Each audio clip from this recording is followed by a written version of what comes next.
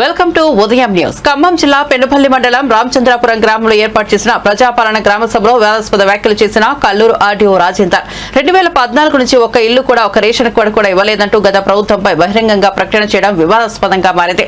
ఒక ప్రభుత్వ అధికారి కాంగ్రెస్ పార్టీ కార్యకర్తలా మాట్లాడడంతో అక్కడ ఉన్న ప్రజలు విస్మయానికి గురయ్యారు.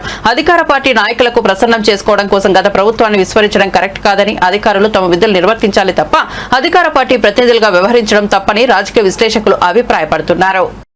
మొట్టమొదటిది తెలంగాణలో దేశంలో ఏ రాష్ట్రంలో ఎక్కడ లేనటువంటి రైతు కూలి కుటుంబాలకు ఈ భూమి లేని నిరుపేద కుటుంబాలకు సంవత్సరానికి 12,000 చొప్పున ఈ యొక్క పథకం మొట్టమొదటిసారిగా తెలంగాణలో లాంచ్ చేయబడింది.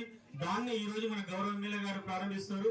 అలాగే రేషన్ కార్డ్స్ మనం చూస్తున్నాం. 2014 నుంచి 2016 నుంచి కొత్త రేషన్ కార్డులు ఇవ్వలేదు. అలాగే కుటుంబ సభ్యులు ఎవరైనా పెళ్లి చేసుకున్న వాళ్ళ పిల్లలు పుట్టిన వాళ్ళ యొక్క వివరాలు కూడా నమోదు కాలేదు. ఇప్పుడు ఈ ప్రభుత్వం వచ్చిన తర్వాత అటువంటి వివరాలని మనం నమోదు చేయడం జరిగింది. ఇంకా ఎవరైనా అర్హత ఉండి రేషన్ కార్డు రాదంటే డైరెక్ట్ గా వచ్చి మీరు అధికారులు తహసీల్దార్ని కలవచ్చు. ఆ వివరాలు ఉంటే మీరు అర్హత ఉంటే 100% ఇస్తాం. దానికి పెద్దగా అర్హత ఏం లేదండి. గ్రామాలలో 7 ఎకరాల భూమి అభం ఉంటే రాదు. 7 ఎకరాల వరకు ఉంటే మెట్ట భూమి ఉంటే వస్తుంది.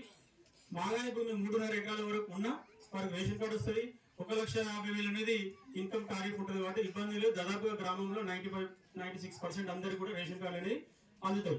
అలాగే ఇందిరమ్మ ఇండ్లు అనేది మనకు గత 10 సంవత్సరాల నుంచి మీరే ఇప్పుడే మీ మాజీ సర్పంచ్ గారు చెప్పారు, ఇండ్లు మంజూరు ఒక్కటి కూడా కాలేదని.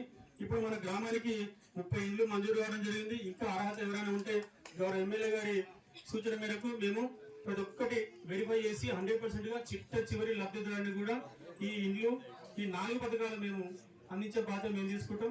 ఆ హామీ కూడా గౌరవ ఎమ్మెల్యే గారు ఇస్తున్నాం. కాబట్టి ఇంత మంచిగా ఈ సభను ఏర్పాటు చేసి ఈ గ్రామంలో ఇంత ఎమ్మెల్యే గారి అభిమాన పాత్ర మీ అందరూ కూడా మరొక్కసారి నమస్కరిస్తూ ముగిస్తాం.